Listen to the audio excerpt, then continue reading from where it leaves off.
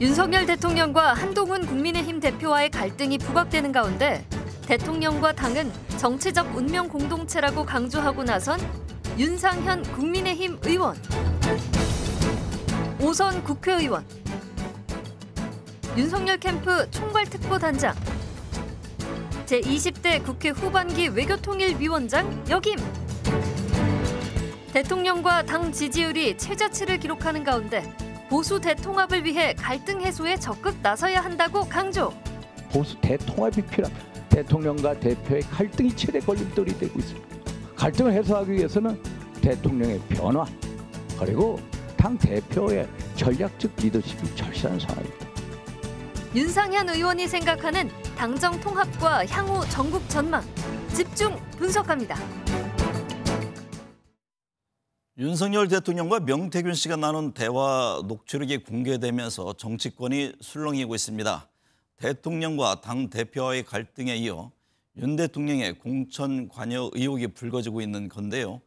윤상현 국민의힘 의원과 얘기 나눠보겠습니다. 윤 의원님 안녕하십니까? 예, 안녕하세요. 네, 정치권은 이른바 명태균 녹취록으로 혼란스럽습니다. 예. 모든 이슈를 지금 빨아들이고 있는 상황인데 특히 이제 윤석열 대통령과 명태균 씨와의 대화 녹취록에서 공천 문제를 거론한 점이 지금 부각되고 있습니다. 예. 먼저 이 문제를 어떻게 보고 계세요? 사실 이게 이 녹취록의 국정 운영의 최대 블랙홀이 돼버렸습니다. 네. 왜냐하면은 지금 민주당 입장에서 물 만난 고기 같은 심정입니다. 왜? 어떻게든 대통령의 임기를 단축시키고 탄핵을 하든 하야를 시켜야 되는데 왜 11월 15일 날 11월 25일 이재명 대표에 대한 1심 선고가 나오죠. 네. 유죄 가능성이 대단히 높습니다.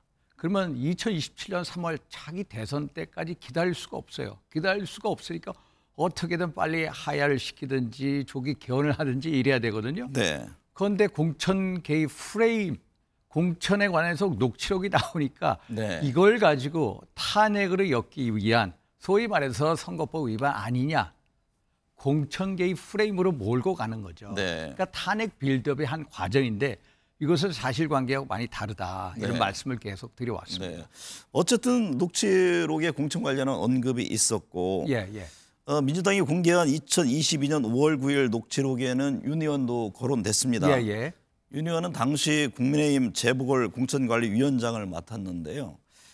공천 관련 사안을 윤 대통령에게 보고한 적이 없다고 밝힌 바 당연하죠. 있습니다. 예. 근데 당시 공관위원이 11명인데 그렇다면 그중에 누군가가 보고했을 가능성은 없을까요?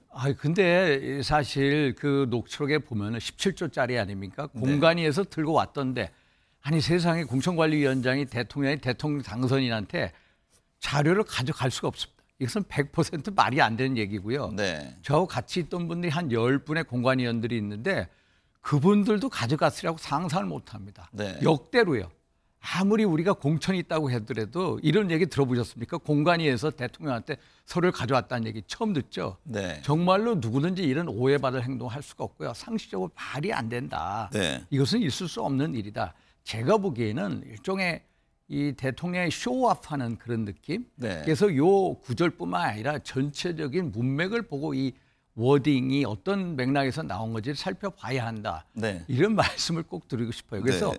두 분 간의 녹취가 뭐 어떤 내용이든지 간에 공천은 제의 관장하에 전적으로 공관위에서 이루어졌습니다. 공관위에서 한마디로 공정한 공천의 기준, 원칙을 가지고 이루어졌고요. 네. 두 분의 대화는 공관위에서 벌어진 상황하고 전혀 관계가 없다. 네. 이 말씀을 꼭 드리고 싶습니다. 당시 김건희 여사나 윤 예. 대통령으로부터 공천 관련해서 전화를 받은 바도 아니 없나요? 전화 받은 적이 없고요. 예를 들어서 대통령이든 대통령 부인이든 대통령 할아버지든 누가 전화해도요. 네. 제가 공천관리위원장 한두 번도 해본 것도 아니고 누가 전화해도 대통령 할아버지가 전화해도 전혀 흔들리지 않습니다. 네. 우리는 공정한 원칙과 기준에 따라서 하고요. 그리고 제가 공천관리위원장 했을 때 공천받은 사람들 이렇게 한 예를 들어서 공천을 하지 않습니까? 승률이 얼마냐? 한 70% 넘습니다. 김영선 전 의원 같은 경우에도 이분 공천했을 때 몇 퍼센트 얻었냐? 63% 얻었습니다. 네. 이렇게 공천을 해서 승리를 할 수 있던 배경에는 공천 원칙이 있는 겁니다. 당 기여도가 어떠냐, 대선 기여도가 어떠냐, 정체성 어떠냐, 경쟁력 어떠냐, 이런 여러 가지 포인트를 두고 그거에 대해서 초점 맞춰서 한다. 이 말씀을 꼭 드리고 싶습니다. 보고한 바 없고 전화를 받은 적도 없다. 이런 말씀이시군요. 민주당은 추가 녹취록 공개 가능성을 열어놓고 있습니다. 그 상황인 만큼 대통령이 직접 나서서 국민들의 이해를 구해야 하는 것 아니냐 이런 목소리가 지금 여권 안에서도 나옵니다. 이 문제는 어떻게 그래서 풀어갑니까? 결국은 이 문제를 가장 잘 아시는 분이 대통령이지 않습니까? 그래서 어느 정도 이 문제에 대해서 일단 되는 시점에 대통령이 아마 이 문제에 대해서 입장 표명이 있을 거라 이렇게 보고 있습니다. 네, 야권에서는 특검 수사의 필요성을 강조합니다. 검찰 수사라든가 특검 등을 통해서 신속히 규명할 필요는 없을까요? 아니요, 특검이라는 게 역대 특검한 경우를 보십시오. 특검은 중대 범죄일 때, 또 수사가 제대로 안 됐을 때, 소위 말해서 특검이라는 것을 통해서 하면요, 국비가 한 100억 가까이 됩니다. 김건희 특검법 하는데 소위 말해서 국비가 95억 원이 들어갑니다. 그래서 특검이라는 것은 지금 당장 할 상황이 아니고요. 수사를 통해서 이 사건에 대해서 얼개를 다 한 다음에 도저히 이게 말이 안 된다 할 때 특검론이 나올 수 있겠죠. 지금은 아니다라는 말씀을 드립니다. 홍준표 대구시장은 탄핵 전야 되자비를 보는 것 같다라고 밝힌 바 있습니다. 윤 대통령이 당시 이제 당선인 신분인 점을 들어서 이게 선거법 위반 사유가 되느냐 안 되느냐 논란이 있는데요. 이 점에 대해서는 어떤 견해신지요? 그래서 일단 선거법 이거에 대해서 민당 자꾸 얽어매려고 하는데 선거법과는 상관이 없다라는 말씀, 사실관계하고 전혀 들은 일종의 쇼오프다 이렇게 보고요. 홍준표 시장이 얘기한 2016년도 박근혜 대통령 탄핵의 어떤 데자비, 소위 말해서 기시감이 든다. 저도 그런 기시감이 듭니다. 기시감이 드는 이유 중에 하나는 야권의 이 공세, 탄핵의 공세가 어제부터 이미 소위 말해서 김건희 여사 탄핵 집회로부터 시작이 됐고요. 이분들 입장에서는 이재명의 민주당, 이재명 일극 체제 아닙니까? 어떻게든 이재명 대표를 대통령 만들어야 됩니다. 정말 누구도 감히 덤벨 수가 없죠. 그런데 지금 이재명 대표에 대한 소위 말해서 4개 재판, 7개 소위 말해서 사건에 대해서 11개 혐의에 대해서 지금 이 재판이 진행이 되고 있죠. 11월 15일 날 공직선거법 1심 재판 선고 나오죠. 또 11월 25일 의중교사 의혹이 나오죠. 분명히 이것은 법적으로 보면은 당연히 유죄가 됩니다. 유죄가 되면은 대법원에서 형이 확정이 되면 어떻게 됩니까? 2027년 3월 전에 만약에 형이 확정이 되면은 어떻게 됩니까? 이재명 대표가 대통령 선거에 나올 수가 없습니다. 그 어떻게든 탄핵을 시키든 조기 개헌을 통해서 하야를시키든 이런 상황이라는 거. 그런데 2016년 상황하고 이 기시감이 든다는 얘기는 뭐냐면은 그 당시에 왜 박근혜 대통령이 탄핵이 됐습니까? 친박 비박 분열되어 있지 않았습니까? 박근혜 대통령 개인만의 탄핵이 아니라 자유민주주의 체제의 탄핵이 된 겁니다. 너무 어리석게 이 우리 국민의힘이 분열이 돼서 이렇게 탄핵이 됐죠. 그런데 지금 상황도 한번 보십시오. 대통령과 한동훈 대표의 갈등, 우리 내부적으로 친한 게에서 계속 갈등하고 서로 공격하고. 그래서 제가 이렇게 가서는 안 된다. 우리가 혁신도 해야 되지만은 보수 대 통합을 이루어야 된다. 이렇게 강조하고 있는 겁니다. 방금 전에 윤 의원 말씀하신 대로 이제 당내 상황을 좀 여쭤봐야 할 텐데요. 윤석열 대통령과 한동훈 대표와의 사이 지금 원만하지 않습니다. 갈등을 겪고 있는데 방금 이제 말씀하셨듯이 당이 분열되면 탄핵의 단초를 제공하게 된다. 이게 대통령과 대표와의 갈등이 해소돼야 한다. 이 점을 강조를 하고 계시는데 당장 두 사람 간의 관계 이게 어떻게 쉽게 풀릴 것 같습니까? 참 이게 쉽게 풀리기 힘든 상황입니다. 그런데 저도 개인적으로 노력을 합니다만 옛날 공자께서 말씀하시지 않으셨습니까? 무신분립이다. 신뢰가 없으면 쓸 수가 없다. 당정관계 제대로 쓸 수가 없습니다. 두 분 간의 신뢰 무너졌습니다. 그러면 신뢰를 빨리 회복해야 된다. 신뢰 회복의 길이 뭐냐? 그래서 제가 생각하는 것은 주변 분들, 한동훈 대표 주변 분들이나 대통령실에 있는 참모분들이 상대에 대해서 공격을 일단 자제하자. 극한 언어 사용하지 말자. 그래서 제가 상대는 이제 당내 뭐 어떤 친한 그리고 대통령실 이런 분들에서 서로 상대에 대해서 자극적인 언어를 사용하지 말자. 소위 말해서 어떤 언어에 있어서 모라토리엄 선을 하자 이렇게 얘기를 했고요. 네. 결국은 이 문제는 두 사람이 풀어야 됩니다. 네. 두 사람이 풀기 위해서는 인간적으로 서로 비밀리에 만나서 풀어야 됩니다. 그래서 두 분이 초심으로 돌아가야 되고요. 네. 그래서 역지사지하는 그런 입장에서 상대방의 배려를 해야 됩니다. 네. 이런 단계 없으면 절대로 신뢰를 회복하기 힘들고요. 그런 신뢰를 네. 회복한 다음에 저는 정기국회 이후에 두 분이 합심해서 당이나 정부나 대통령실에 대해서 전면적인 쇄신, 혁신에 나가야 된다. 네. 이게 국민의 마음을 얻는 길이다. 이걸 얘기하고 싶습니다. 근데 현재에 닥쳐 있는 문제를 풀어가는 방법에 있어서도 좀 견해차가 뚜렷하잖아요. 예, 예를 예. 들면 뭐 특별감찰관 추진 문제를 두고서도 이게 국민의힘 내에서 의원총회 투표 가지고 서로 또 예. 부딪히고 그렇습니다. 있고 뭐 김건희 여사 사과 문제도 예, 그렇고요. 예. 근데 이 두 사안이 이미 지금 타이밍을 놓친 거 아니냐 이런 얘기가 예, 예. 나오는데 지금 한동훈 당대표 또 추경호 원내대표 간에도 여러 또 시각 차이가 있습니다. 사안별로. 네, 사안별 시각 차이 있습니다. 이거 어떤 결론이 날까요? 이거 어떻게 그래서 풀어갑니까? 특별감찰관 문제인데 특별감찰관 소위 말해서 네. 대통령이 공약이고 이미 임명을 했어야 되죠. 그런데 특별감찰관 임명이라는 게 소위 말해서 북한인권재단에 있어서 이사를 여야 5명씩 추천하게끔 돼 있습니다. 네. 그런데 2016년 이후로 북한인권법이 통과됐는데 민당은 계속해서 이사 추천을 안 한 겁니다. 북한 인권 문제만 나오면 움츠러드는 당이 바로 민주당이죠. 네. 그래서 준당론적인 원래 전략으로 특별감찰관을 민주당의 협상 전략이죠. 이사, 상임이사, 북한인권재단 이사 추천과 연결시켰습니다. 이거 원내 전략입니다. 네. 그런데 한동훈 대표는 원내 전략과 상관없이 특별감찰관 임명하자. 이런 얘기도 결국 옳은 얘기 맞습니다. 국민의 네. 목소리를 전하죠. 그러나 이 문제에 대해서 결국은 두 분이 또 우리 중진들과 더불어서 어떤 타협안을 만들어내야 되고요. 네. 만약에 이 문제를 가지고 우리가 의총에서 가서 서로 의견 대립을 하고 표결로 간다? 저는 표결은 절대적으로 해서는 안 된다. 네. 표결은 결국 우리 분열의 단초가 될 것이고 분열이 되면 지금과 같은 야권이 탄핵 빌드업에 매몰차게 나오는 이 상황 하에서 자칫하다가는 탄핵으로 이룰 수가 있다. 분열은 탄핵을 부른다. 네. 그래서 결코 절대로 표결해서는 안 된다. 이런 입장입니다. 네. 야당의 탄핵 열풍을 막고 예. 보수 대통합을 위해서는 윤 대통령의 변화도 주문했습니다. 네. 이달 안에 국민 앞에 입장을 내놓을 것이라는 전망이 나오고 있는데요. 대통령 변화를 많이들 강조하잖아요. 어떤 변화가 필요하다고 보세요? 아니, 사실 대통령 변화해야죠. 네. 소위 말해서 사실 야당의 탄핵 열차가 시동을 걸었습니다. 시동을 건 이유가 물론 그 사람들이 이재명 대표 사법 리스크 방탄을 위해서 하는 거죠. 2027 3월 대선을 빨리 땡겨야 되는 현실적인 고려 때문이기도 하지만 두 번째 우리 여권이 특히 대통령이 어떤 탄핵에 빌미를 주는 것도 사실입니다. 그래서 네.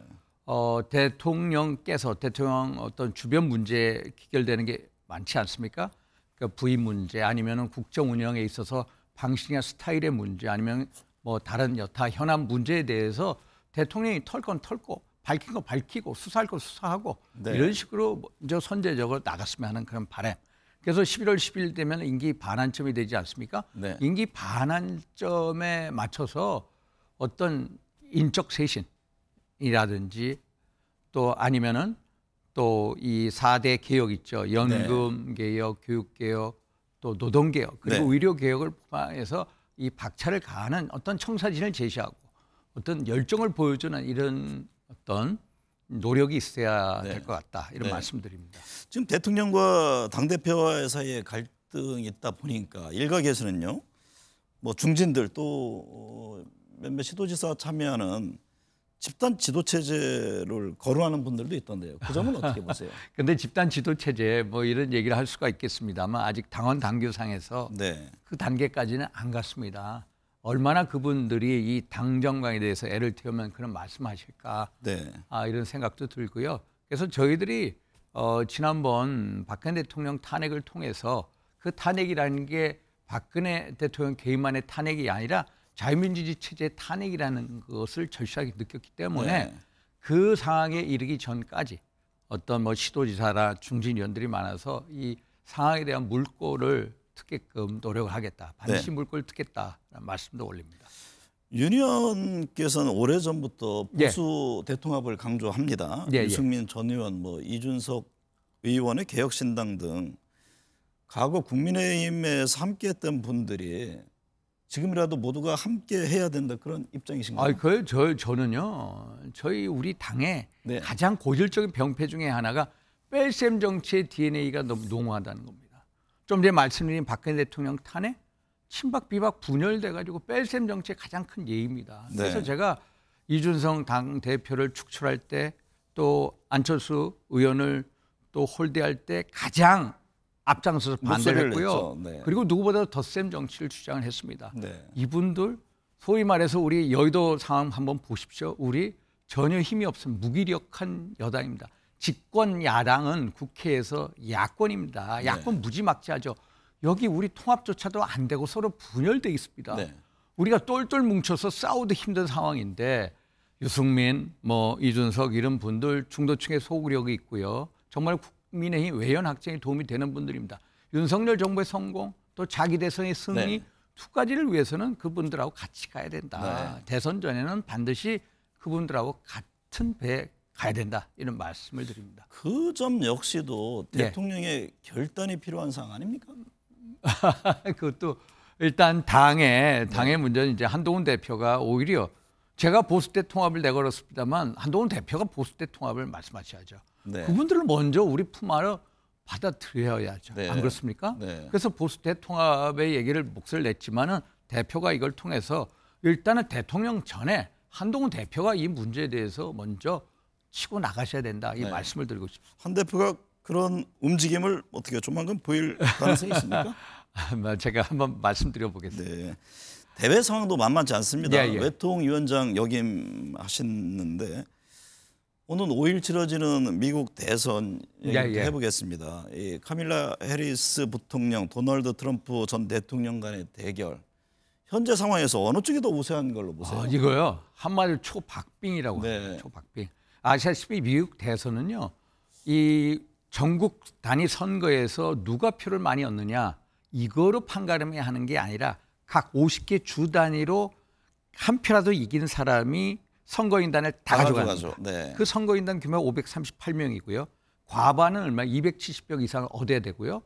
2016년도 같은 경우에는 트럼프가 힐러리 클린턴 민당 후보한테 300만 표 가까이 줬습니다. 네. 그런데 주 단위 선거에서 이겨서 선거인단을 많이 가져서 이겼거든요. 그런데 네. 지금 가장 중요하게 보는 게 뭐냐면 7개 스윙 스테이트 경합주라고 합니다. 북부 지역의 러스트벨트 이제 세락한 공업 지역이죠. 네. 펜실베니아, 미시간, 위스콘신 3개 주죠. 또 남쪽으로 보면 선벨트 지역이라고 합니다. 일조량이 많은 지역이죠. 예를 들어서 뭐 노스캐롤라이나, 조지아, 애리조나, 네바다. 여기가 93개 선거인단이 가 있습니다. 여기서 누가 이기느냐가 중요한데 네. 지금 최근에 이 총 유권자 수가 미국이 1억 5천만 명입니다. 1차적으로 이 사전 투표한 사람들 6,500만 명에 대해서 어마어마하죠. 사전 투표를 해봤습니다. 네. 사전 투표를 해보니까 해리스가 무려 트럼프 후보를 19에서 29% 이겼다는 겁니다. 그래서 네. 이길 것이냐? 아닙니다. 민당이 사전 투표 항상 강한 이 우위를 보여왔고요.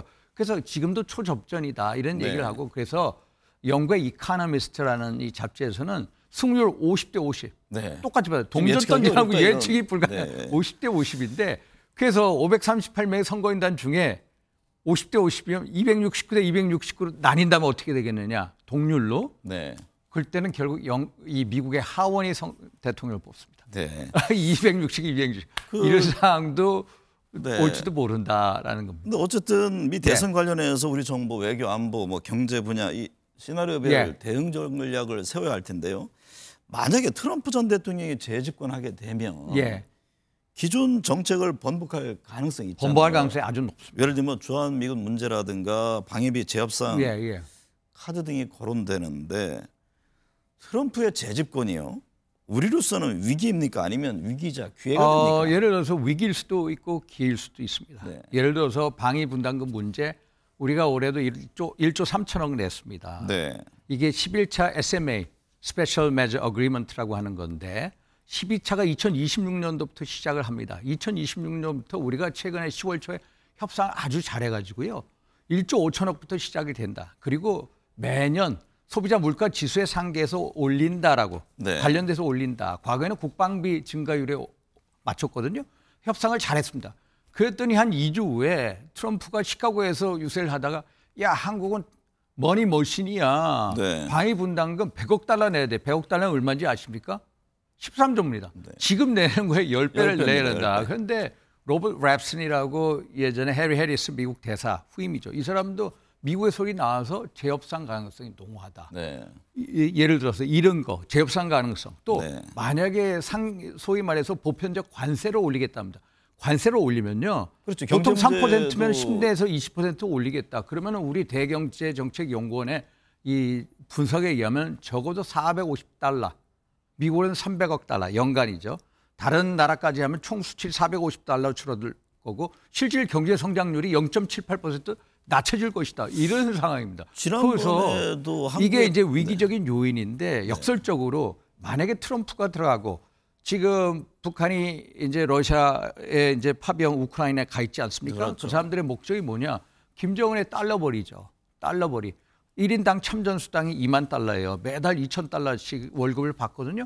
그러면 8천 명 일단 쿠르스크 지역 11,000명이 들어간다는 거 아닙니까? 그러면은 이거에서 달러벌이도 하지만 가장 중요한 목적 중에 하나가 뭐냐면은 ICBM 대륙간 탄도 미사일의 대기권 재진입 기술입니다. ICBM이 15,000km를 얼마 날아간다면 전에 탄도 미사일 발사했잖아요. 네, 발사했죠. 며칠 네. 10월 30일 했는데 대기권 밖으로 나갔다가 다시 들어올 때 고온 6,000도, 7,000도의 고온을 뚫고 들어오는 것을 재진입 기술이라는데 재진입 기술을 전술을 해주면 한 번에 완전한 게임 체인저가 된다. 네. 게임 체인저가 되면 어떻게 됩니까? 만약에 북한이 한국을 공격하죠. 미국이 참전을 하려고 합니다. 그런데 야 참전하지 마. 우리가 LA, 뉴욕, ICBM을 때릴 거야 하면 미국이 추저하게 됩니다. 네. 그래서 이런 식의 어떤 북핵 폐기가 아니라 북핵 동결이 되고 북한을 사실상 핵 보유국으로 인정할 수 있는 가능성이 트럼프하고 김정은 회담에서 나올 가능성이 아주 크기 때문에 이게 우리한테 기회이지만 우리는 이런 상황에서 우리 나름대로 자체적인 핵무장을 할 수 있는 명분이 생긴다. 우리도 핵무장을 해서 우리 안보를 지키겠다. 그러나 우리 핵무장은 북한의 핵 폐기를 전제로 하는 거다. 우리가 핵무장을 해서 북한하고 핵 군축 협상을 해서 우리가 동시에 폐기하겠다. 이런 식으로 얘기할 수 있는 가능성. 미국의 이게 또 동의가 기회의 차이 될 필요하잖아요. 수도 있다. 미국의 동의가 미국의 필요하잖아요. 동의가 필요해. 그래서 트럼프가 되면은 오히려 이런 상황 속에서 트럼프의 어떤 이 승인이나 어떤 동의를 받을 공산이 더 커진다. 네. 그래서 우리의 안보를 우리 스스로 지켜낼 수 있는 어떤 기회의 문이 열릴 수도 있다. 위기이지만은 기회의 문도 열릴 수 있다. 이렇게 보고 있습니다. 방금 전 북한 말씀하셨는데 북한의 움직임 지금 전 세계 주목하고 있잖아요. 러시아 우크라이나 전에 10,000명 이상의 병력을 파견했고 뭐 지난주에는 동해상으로 탄도 미사일도 발사를 했는데 최근에 북한의 움직임을 어떻게 보고 있고요? 우리는 어떤 대응 전략이 필요하다고 보세요? 예, 북한이요. 사실 작년 12월부터 적대적 두 국가론, 네. 우리 남한에 대해서 같은 민족, 통일 이런 얘기를 안 씁니다. 삼천리 금수강산 얘기도 안 합니다. 완전히 우리하고는 절연하겠다. 그리고 핵 강성대국을 추진하죠. 핵 강성대국을 추진하는데 좀 전에 말씀드린 대로 우크라이나에 11,000명의 병력을 침투시켰습니다. 투입시켰죠. 근데 어디로 가느냐? 러시아 쿠르스크 지역입니다. 쿠르스크 지역이 어떤 지역이냐면 러시아 서부 전선인데요. 네. 지난 8월 달부터 우크라이나 군이 거기를 대규모 공세를 해서 빼앗겼습니다. 서울의 몇 배 되는 영토를 러시아가 2차 세계대전 이후에 타국에게 영토를 빼앗긴 경우가 처음입니다. 네. 러시아의 자존심이 걸려 있죠. 그러면 러시아 입장에서 어떻게 하느냐? 현재 5만 명의 병력이 투입되어 있습니다. 지금 북한 병력 10,000명을 투입해서 3만 명의 우크라이나 군을 상대로 싸우겠다. 이 영토를 수복하겠다. 그래서 병력 지원을 했는데 거기서 달러벌이도 되죠. 소위 말해서 ICBM 재진입 기술, 핵 추진 잠수함 기술, 군사정찰 위성 기술 이런 거에서 군사기술 이전도 받죠. 네. 또 에너지, 경제 지원도 받죠. 이런 식으로 가는 거고 또 ICBM 최근에 화성 19형, 화성포 19형을 발사하지 않았습니까? 이거에 대해서 북한 내부에 반대가 많습니다. 네. 그러니까 이제 훈련 갔다라고 그러고 이런 것을 이제 무마시키기 위해서 이제 화성 19형도 발사를 했는데 이럴 때일수록 우리가 어떤 북한의 군사 동향, 파병 이런 거에 대해서 면밀한 모니터링이 필요하고요. 우리는 미국이나 나토나 유엔하고 긴밀한 공조 속에서 이 대응 방안을 마련해야 되는데 오늘도 한번 보십시오. 괌 앤더슨 기지에서 B-1B 전략 폭격기가 뜨지 않았습니까? 그게 시속 1,500km입니다. B-1B가 평양 상공에 나와도 평양 이 지부에서 왔는지도 모르는 그런 B-1B 전략 폭격기를 해서 동원을 했거든요. 그래서 우리가 한국과 미국의 철저한 타이트한 공조 속에서 우리의 대응 전략을 구축해야 된다. 이런 말씀을 드립니다. 네. 명태균 게이트가 블랙홀처럼 모든 이슈를 빨아들이고 있습니다. 의혹에 대한 규명과는 별개로 경제와 외교, 안보 등 핵심 현안을 놓쳐서는 안 되겠습니다. 오늘 함께해 주셔서 감사합니다. 감사합니다.